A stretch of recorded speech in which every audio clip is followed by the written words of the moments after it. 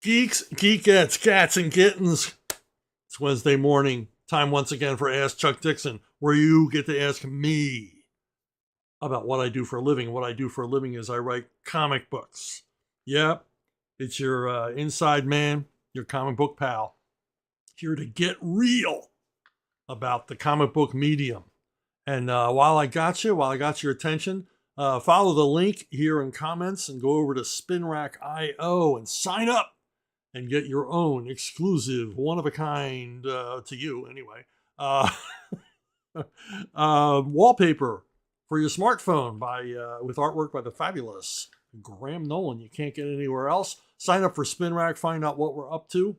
Working in gaming, metaverse, digital comics, physical merchandise, all kinds of crazy stuff. You're going to want to check it out. You're going to want to get it on the ground floor. Great things are coming.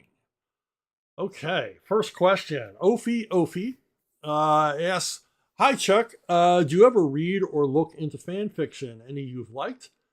And how possible do you think it is for a creator to break into the comic industry doing fan fiction? You're the man as always. Thank you." Well, you're very, very welcome. But I don't know how I can be the man when you're the man. Ophi. I'm not assuming your gender. Fan fiction is what it is. It's stories made up by people who don't have any right to make them up, which I'm not saying there's anything wrong with that. Apparently DC and Marvel haven't found it actionable.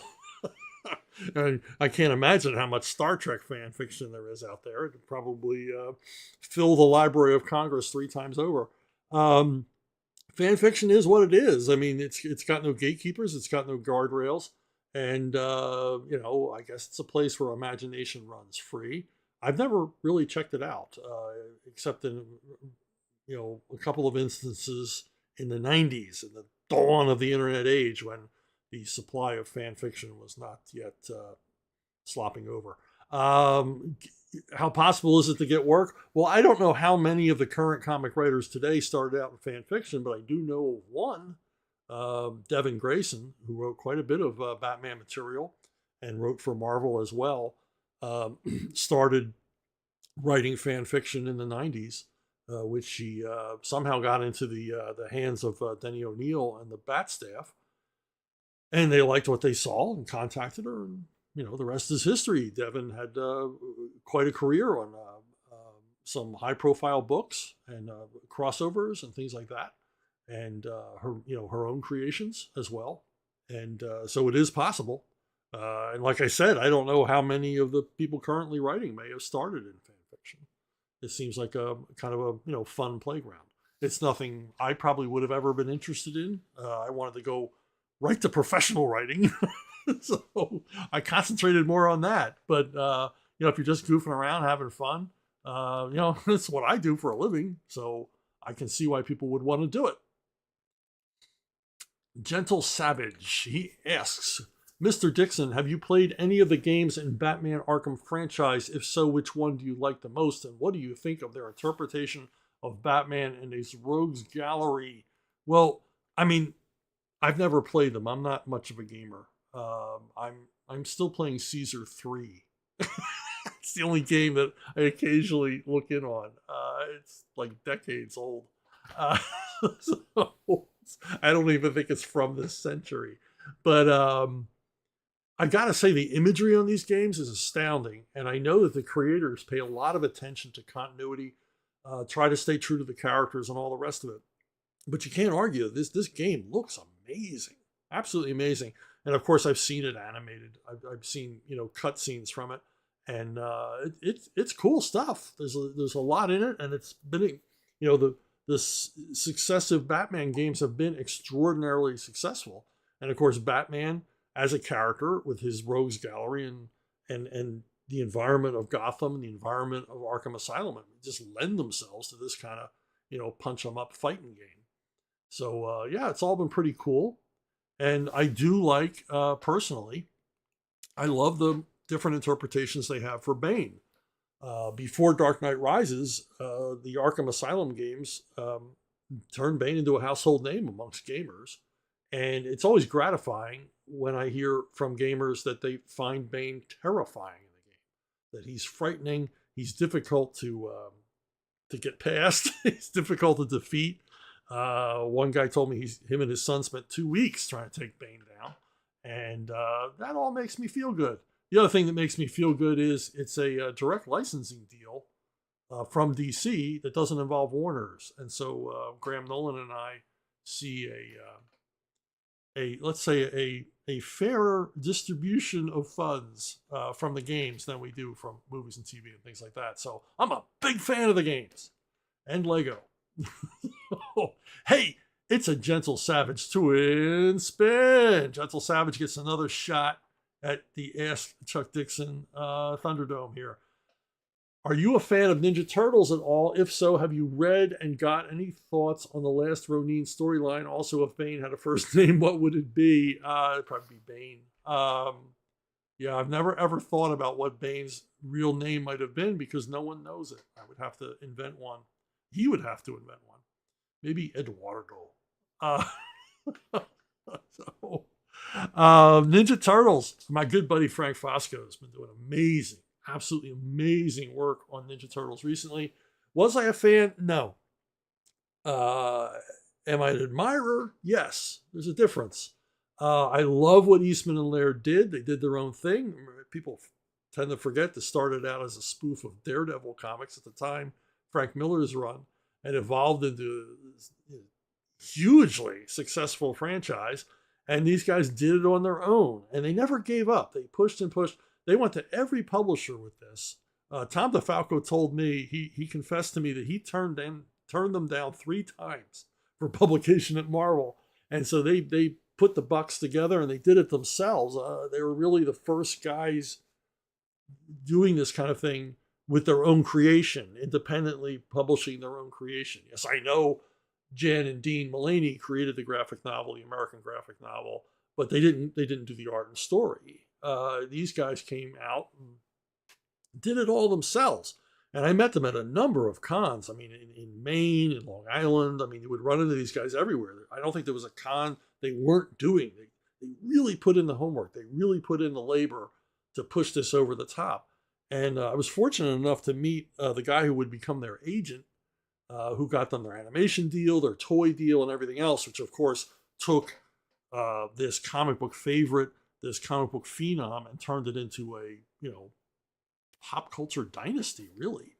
When you consider the toys, the games, the cartoons, as well as the comic books, and the movies, he got them their first movie deal.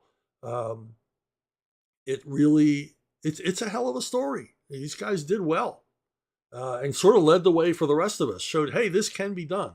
You can do this outside the system. They created their own system, which a lot of people are doing today. Graham Nolan, Eric July, Billy Tucci, Brian Pulido, your boy Zach, all out there doing their own thing. And it's cool. Now, was I a fan? I have kids, so I've seen a lot of Ninja Turtles. And I had to agree with Tom DeFalco at the time. I would have turned it down too. I didn't get it. I wasn't the right age. This came along when I was in my 30s. And I didn't see it. And in hindsight, I can see it 2020. What little boy wouldn't love this? There are 4 brothers. They hang out in the sewer. There's no real parental oversight other than that rat character they hang around with, but he's more of a cool, uncle than a parent. And they live in the sewer. They eat pizza, and they learn how to fight with all these weapons. And they meet all these cool characters, and what little boy wouldn't be absolutely fascinated with this world? But I didn't see it at the time. I didn't see it. I didn't see what these guys saw. Eric Thomas, what is the best way to purchase Nightwing comics and graphic novels that you wrote? Thank you and have a great weekend. Like all of us, I mean, I'm a consumer of this stuff too. And if I want to find something published in the past, I hit Amazon, I hit eBay, I hit Thrift Books, Libris Books, Abe Books, the local comic shop. I pester the folks at Gmart. If you don't know about Gmart, it's a terrific comic subscription service. I've used them for over 20 years. They've never failed me, even when I want them to look for stuff that I can't find myself. They manage to dig it up. Terrific service. The stuff comes beautifully packed. Everything comes in mint condition. They are conscientious to a T, and they have everything, everything. And you order once a month and pay ahead of time. And, you know, well, you don't pay ahead of time. You pay as it comes in. And they're great at emailing you and letting you know when things are coming up about sales, when your shipments are going out, everything else. So that's it for Gmart from me. They're where I get my comics. But yeah, I mean, you know, you got to go everywhere. Just, you know, I wish I knew a place that had super cheap graphic novels. I think there is a website called Cheap Graphic Novels. You might want to look there first. So yeah, yard sales, garage sales, I don't know. But I just wanted to answer the question so I could talk about Gmart and also not ignore your question, because that would be rude. Jared Mitchell. Hey, Reverend. Within mainstream superhero comics, how should characters go through the aging process? Would it be better for readers to see the characters age up, or does there come a time when readers just need to age out? Comics, I've said this over and over again, and it breaks every adult comic fan's heart. I'm an adult comic book fan too, but you got to admit, things are created for kids. And the fact that we appreciate the nuances and different things about the comics that maybe kids wouldn't see, or maybe we just love these characters and stories so much as children we can't let them go. There's nothing wrong with that. Yeah, comics you need to age out. You know, comics need to seek new generations. They need to seek new audiences. And it's really, really important. And comics don't do that anymore. Now, there's nothing wrong with adult comics. I've written adult comics. I've written R-rated comics, you know, and that's fine. And I don't think that the medium is immature. But when you're talking about people running around in you know, spandex and boots and capes and masks, leaping from rooftop to rooftop, this is a venue for children. These are childhood wish fulfillment fantasies that you can hang on to through your adolescence. And there's certainly the material, when at its best, is sophisticated enough to be entertaining to someone, you know, older. But you got to let it go for the next generation. You can't hoard these characters for yourself. I once told a fan, you can't keep aging these characters. I mean, what do you want to see Batman using a walker someday? And the guy says, "Oh, that's ridiculous." I said, "Well, you're saying this now, but maybe when you're 70, that you would relate to that." You know, so the biggest downfall of comics is they stopped relying on a turnover in audience, which they always used to rely on. If you look across the history of comics, every major publisher sort of reinvented itself every 5 or so years. And as they welcomed in a new generation of readers. And we stopped doing that about 30 years ago. And we see the end result, which is sales go down and down and down, and comics become more and more irrelevant as a segment of our pop culture, where once they were a vital part of our pop culture. Maybe not one that the public acknowledged, or that there was a lot of reportage about, or anybody really noticed. But in the secret world of children, comics were at the center of pop culture, and they are no longer. We've lost generations of readers who either have never read a comic or don't even know comics exist. And so, you know, all of you Superman, Spider-Man, and X-Men fans, it's like, just let it go. Let it go. And all of you publishers, think of fresh new approaches. Maybe a fresh crop of creators who actually know what they're doing. Distribution, all kinds of things to reach out and get kids to read them again. But for the most part, stop writing for 40-year-old fans and start writing for kids again. Leads us to a Jared Mitchell twin spin. He gets another shot at the Thunderdome. When classic characters have been published for 80 plus years, oftentimes in a shared universe, is there any way to prevent them from being bogged down by their own continuity? Well, kind of relates to the last question. You know, look, when I was a kid, this was the Superman cast. A couple of years later, it wasn't. Most of these characters were done away with. Why? Because a new generation of readers came in and washed all of the old continuity away. And this is what happens. You create this massive supporting cast and ancillary characters and everything else, and you leave some behind and new ones come along. It's what the newspaper strips did. The newspaper strips would evolve over time. There would be characters that you would be left to forget. But remember, newspaper strips appeal to adults as well. So they weren't as much in the generational business as comic books are, or children's books. Look at children's books. I used to write children's books, and we often said that of the top 10 children's book writers, 8 of them were dead. But kids didn't know that. Dr. Seuss would reach a new generation of readers every few years.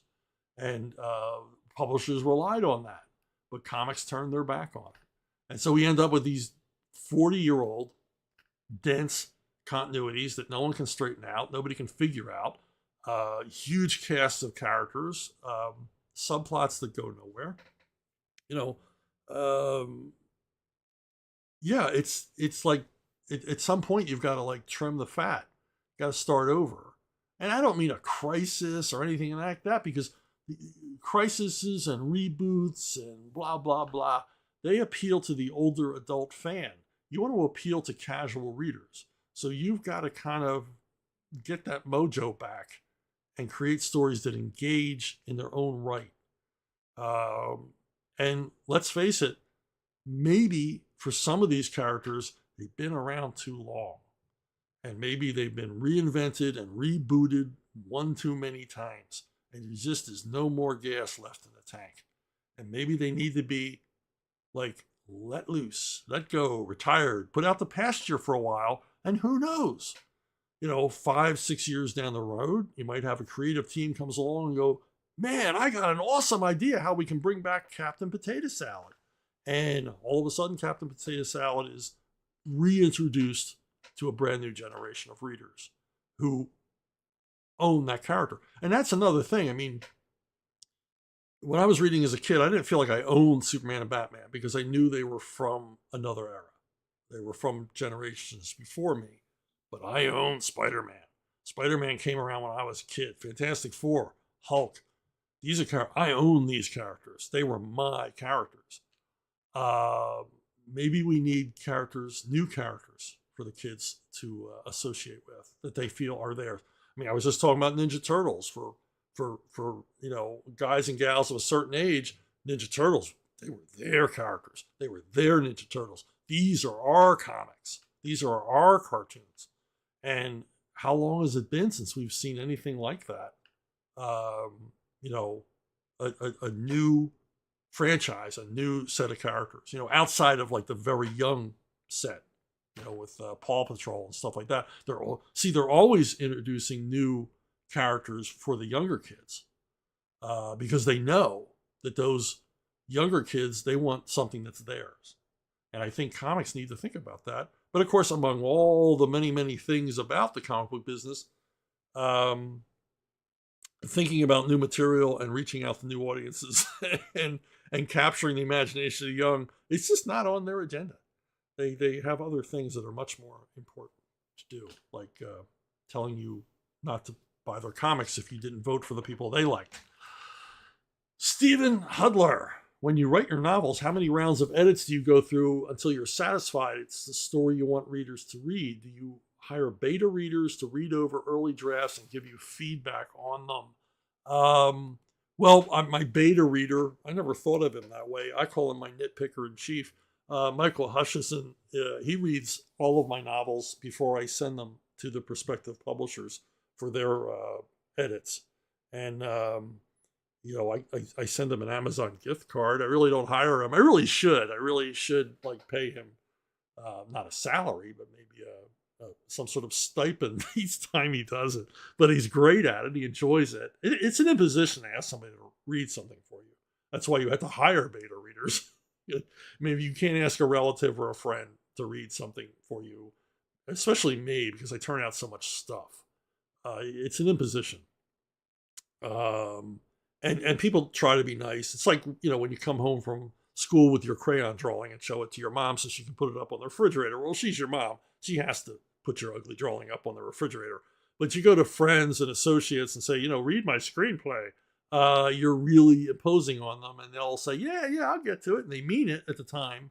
And I know this because I mean it when I say it. Read my comic script. Okay, I will. And I generally never do. Because I meant it. I meant to promise it. Well, I wasn't lying. I meant it.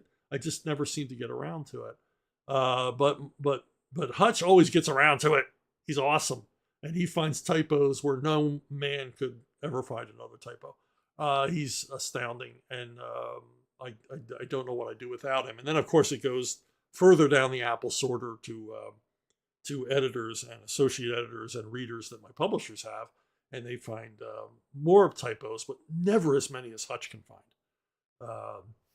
which is why I give him first blush. How many rewrites do I go through on a novel? I just sort of like build it. It's not like a comic script where I write it through and send it in.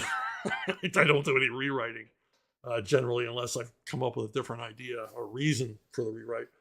But on novels, it's all rewriting. You don't write, you rewrite. And I go back and massage and polish. You're not supposed to go back to the beginning of your novels before you're done with them and begin polishing, but I can't resist. And a lot of times it gets me back into the story or reminds me, of subplots and character names and things like that I otherwise would forget. Sort of gets me back into the book. So yeah, it's a lot of rewriting, which I enjoy, actually. I don't like rewriting comics because it involves reformatting as well, moving panels around in pages. It's a pain to rewrite comics. But rewriting prose is fun. It's my favorite part of the process because the really hard work's been done. The wordage has been put down. Now, you got to burr the edges off it and correct stuff. So generally, if it takes me, I'm going to say roughly 2 months to write a novel, it takes me a week to rewrite it. I mean, steady every day, like 6 hours for a week to do the rewriting. But I enjoy it. It's a blast. Kane Dorr, number 1. These are all related. So Kane, you don't get a twin spin. What was it like working for Wildstorm and Extreme Studios? It was kind of weird because it was all long distance. I knew Jim Lee. I met him when he was a young kid with a dream, trying to decide whether he wanted to be a high-paid surgeon or a high-paid comic book artist. And he would visit the Marvel offices, and a really nice guy. And of course, his art was jaw-dropping and revolutionary and all the rest.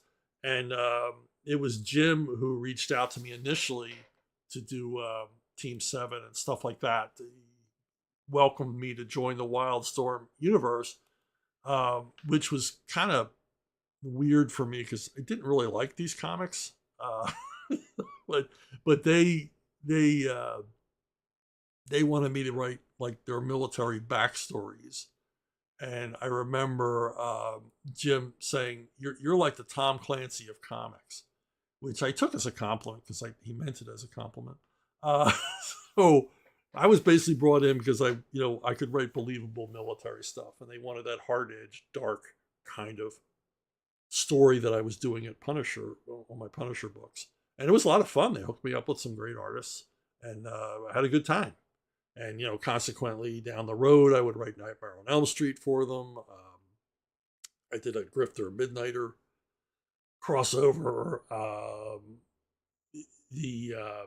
Jim and I talked for a number of years about a Grifter Batman story. And I took a few shots at treatments and stuff like that, but it never panned out, never happened. But I liked working for them, but I wasn't like involved with the office or anything like that. I didn't have that close a relationship with any of those guys. Even more distant was working for Extreme. For whatever reason, I think because Jim Lee had hired me, Rob Liefeld wanted to hire me. I mean, I think Rob wanted whatever Jim and Todd had. So hired me. I did a little bit of work on Prophet. I didn't really care for the book. I thought it was way too pretentious. I had a lot of problems with it. And eventually, because they still wanted me involved, I turned to a buddy of mine, Steve Downs, and he began co-writing the stories with me, and eventually took them over entirely. And then they didn't like what he was doing.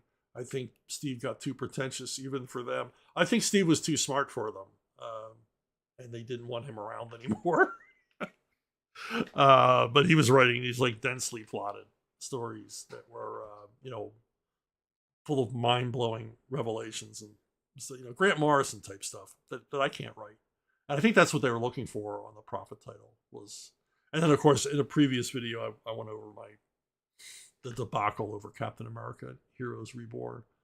So continuing, we're going to call this Kane Dor Investigates because he's got more questions on this subject. Very, very serious. Let's delve into more of the intrigues, actions, and reactions at the Image universe. Did you ever have a book of your own you wanted to publish under the banner? No, I never. I didn't like the Image creator deal. Plus, they were an artist-driven company at the time, and they weren't really writer-driven. In a lot of cases, they were kind of hostile to writers. Some of the creators, not all the creators, were kind of hostile to writers. That whole what's more important, the writing and the art controversy. Yeah, okay. What's more important in a goldfish bowl, the fish or the water? It's, I thought that was all silly. And I didn't like their creator-owned agreement. I didn't like their contract. It was too damn thick, and it had crazy wording in it that was all advantageous to Image and not as advantageous to the creator as I would have liked.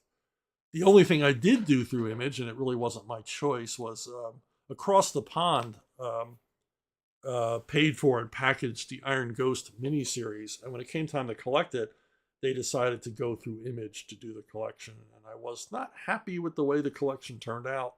For trade dress, I wasn't happy with the cover, and especially wasn't happy with the indicia, which assigned the copyright to the wrong people. But in the original comics, the indicia is correct, so the copyright is secure. And when I contacted Image about this mistake in the indicia, their indifference was staggering. They really didn't care that the indicia was wrong. And it's like, if there's one thing you got to get right in a book, it's the author's name and who the work belongs to. But, Iron Ghost remains in the copyright of myself and Flynn Henry and Sergio Cariello. So don't worry about that. Okay, another Kane Dor question. And as Kane Dor Investigates continues, do you have any insight whatsoever on Chris Claremont's Huntsman character that showed up in Cyberforce and Wildcats? He was included in what looked like the beginnings of a huge story arc, which appeared to be completely abandoned. Well, it was Chris Claremont. Chris abandoned more than one subplot in his time. Yeah, maybe he was going somewhere. No, I'm not familiar with this character. I didn't read these comics with any degree of regularity. I only learned enough that I needed to know to write the characters. I didn't really read these comics. So yeah, I can't really answer your question except, to make a joke at Chris's expense. Oh, we continue. One of the most frequent pieces of advice provided the writers is that the story's protagonist must change. By the end of the story, stories of the protagonist will have to be different somehow, affected by the events of the story and often learning a lesson. However, I do witness this change as often as the advice implies it should happen, if ever with some IPs. I do not witness this change. This rings true in comics as well. The different takes on Batman don't really change when the reader is only reviewing the issues that fall under that specific take on the character. So do our protagonists have to change in order for the consumer to feel they got their money's worth or not? I may have credited this question to the wrong person. If I have, I don't think this was a Kane Dor question. If I have, please correct me in comments and I will make it up to you in the next video. What you're asking here is, once you've set a protagonist in motion, the hero of the story in motion, must he change? Must he have an arc? Must he learn lessons as he continues along his journey? And my answer to that is no. He doesn't have to. Obviously, he can, but he doesn't have to. You have iconic characters who arrive in the story and they remain the same throughout. Now, they may become more bitter through experience. Obviously, they learn things about their environment and the challenges ahead of them and everything else. But if they started out brave and resolute and resourceful and, whatever, wherever their moral compass is set, that's where they should remain for the rest of the story in most stories. Now, some stories are about the character's arc, but in the kind of stories we're talking about, mainly genre stories, mainly action stories, you introduce the character and that's the way he is for the rest of the story because we've related to him in that form. I mean, did we want a kinder, gentler Captain Ahab? Did we want Captain Ahab to learn the futility of, of hunting for the great white whale? Ahab, what are you going to get out of this in the end? No, Ahab never learns and, goes to his doom. And would we have it any other way? Most Bogart movies, Bogart arrives, he's the same guy with the exception of Treasure Sierra Madre. And even then you could argue he's the same guy. He's the same guy at the end of the movie as he was at the beginning. And that's what's great about Bogart and other iconic characters is that they don't change, that their morals can't be compromised, that they're on a mission, they're heroic, they're brave, they're courageous, or they're cowardly and venal and, scheming. But, that with characters like this is the way you want them. And then you present challenges to them. You present challenges to their moral code and all the rest of it.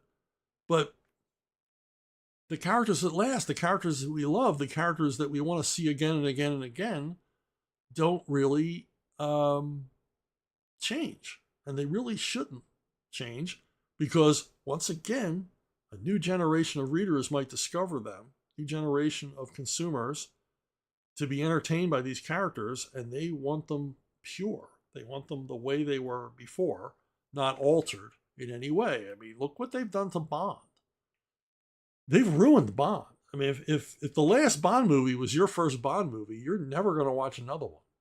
If you're a long-term Bond fan, you understand that your first Bond movie is almost always your favorite Bond movie because it's your introduction, James Bond, to this remorseless, cool, self-interested, sometimes boorish, often sexist male figure. This ultimate figure, this ultimate male fantasy figure.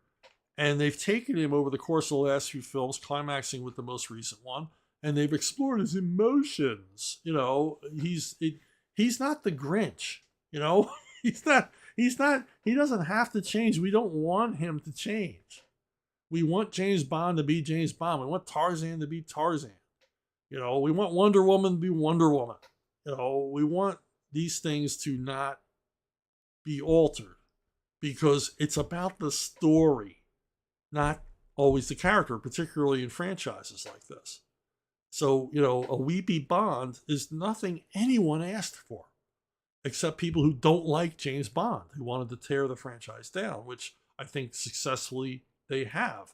We will hope they come to their senses when they recast James Bond with a new actor, and we get back to the kind of, crazy, wacky spy stories we used to have.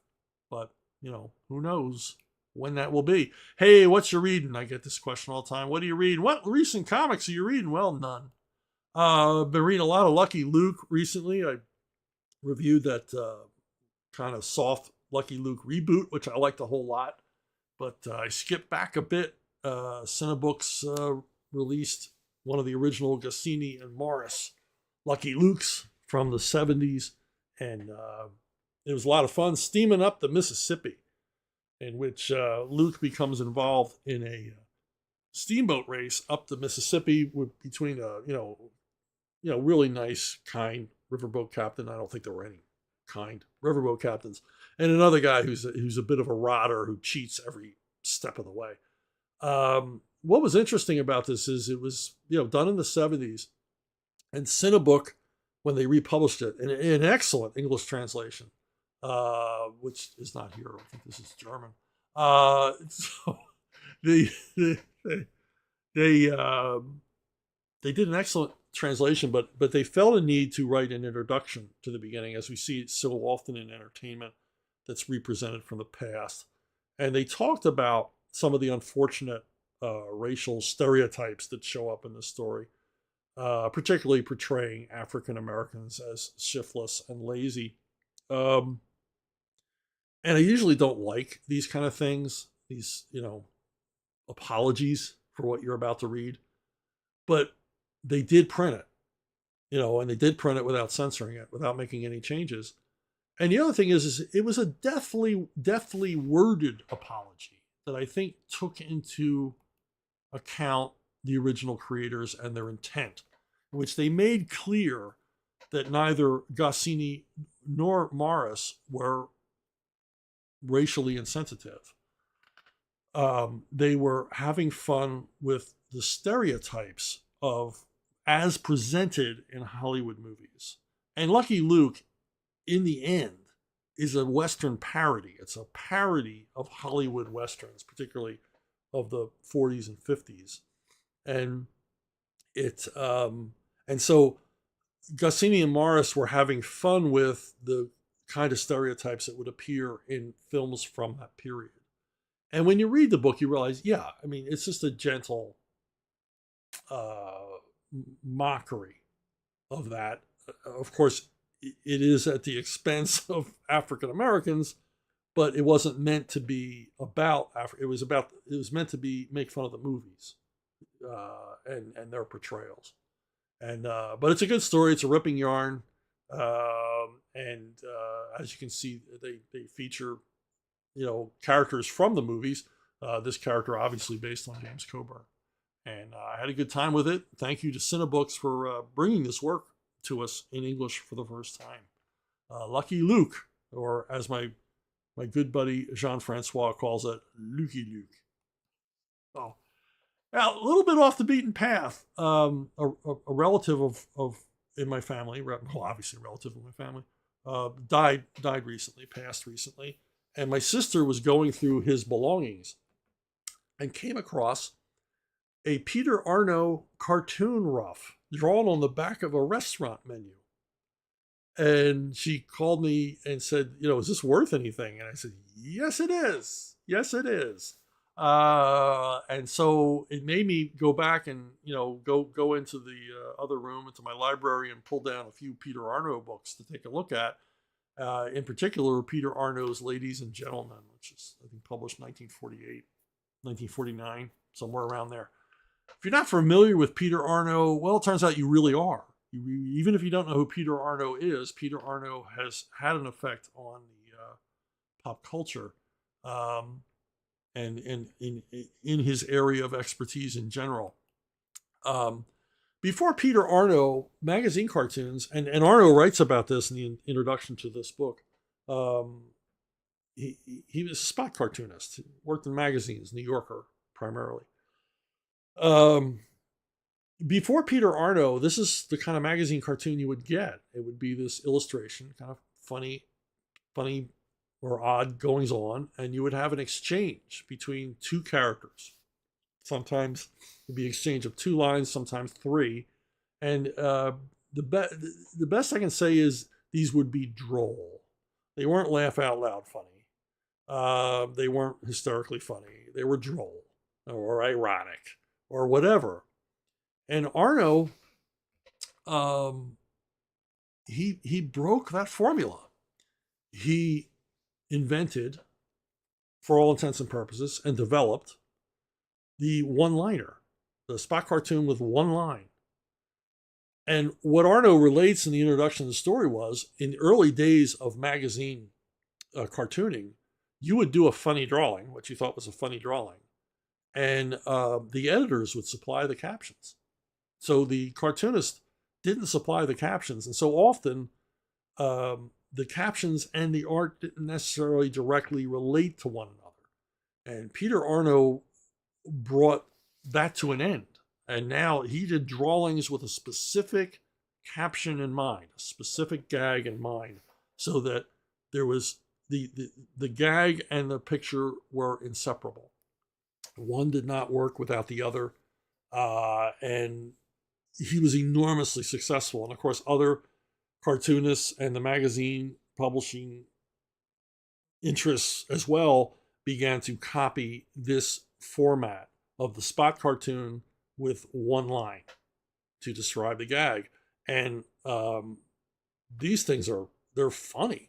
They some of these cartoons are almost 100 years old, and they're still laugh out loud funny. Uh, and I was surprised. I hadn't looked at Arno's work in a while. I was surprised that these cartoons from the 20s and 30s, how racy they were. Very subtle, very nuanced Air Force jokes. The kids could read them and not understand them, but implying a lot of hanky panky. But he's just the master. The stuff is really funny, and whether you've ever heard of Peter Arno or not, he added a phrase, a common phrase used all the time, to the point where people don't even realize it had an origin. And this was from a classic cartoon in which the caption was, well, back to the old drawing board. And that was Peter Arno. That's what he came up with that. And it was his cartoons in both the New Yorker and in collections were so popular that this phrase, well, back to the old drawing board, simply entered the parlance, as a synonym for, well, we screwed up again. So, but my favorite of all the Arno jokes is this one: an American couple driving by through a desert country by a man, obviously a Muslim in prayer, and the driver says, "Hey Jack, which way to Mecca?" There's so many layers of that I find funny. But that was Peter Arno. So hey, you want to contact me? You have questions, suggestions? Maybe there's a comic you think I should read and review. Maybe you got a picture of your kitty cat or your doggy we can put up. Please contact me at brunobookstore@gmail.com. You can ask questions below, and there will be links to everything I talked about below. But the most direct way, the one way I'm never going to miss you, is if you go to brunobookstore@gmail.com. And while I got you, got a new project out. It's Rambo First Kill. It's a brand new graphic novel. And it is from Splatto Comics, your boy Zach. It's plotline by Sylvester Stallone and myself, script by me. And this is a straight up war action story. It takes Rambo from as a high school student in Arizona to the jungles of Vietnam for his first tour with the Army. And as you can see, the artwork is jaw-dropping. It's just gorgeous throughout. We have a great team of artists. Matt Barr, Butch Geis, Aaron Afflesh. Just terrific stuff. And it was a lot of fun for me to write, get back into the Vietnam thing. I was surprised at how readily I remembered phraseology and things like that. And for fans of mine who like my war comics and particularly like the book The Nam, all the events, all the combat events in this story are based on stories told to me by vets. And for the most part, they come from stories that vets told me while I was writing the comic book The Nam, but they were not stories that would have passed the comics code. And so they are presented here. So a lot of these things that John Rambo experiences in this story are things directly told to me by the guys who experienced them. And all the artwork is done. It's being colored right now. It'll be going to press soon. You can support it on Kickstarter. We've already, made our nut on it. So it's all going to get done, and it is currently in demand. You can buy it in demand. The campaign for it only ran 3 days, and we did terrifically well. I should also mention that Will Jordan, probably known to you as the Critical Drinker, has written a bonus comic to go along with this about Major Troutman and his experiences as a young soldier in Korea. So that's kind of a bonus comic that you can buy as part of a package with the First Kill graphic novel. This work will be in color, although everyone's saying that we should have an artist edition in black and white down the road, because this stuff is just gorgeous, gorgeous artwork. So that's it for me this week. Thanks for listening. Thanks for watching. Thanks for subscribing. Thanks for liking. Thanks for helping me spread the word. And I'll see you every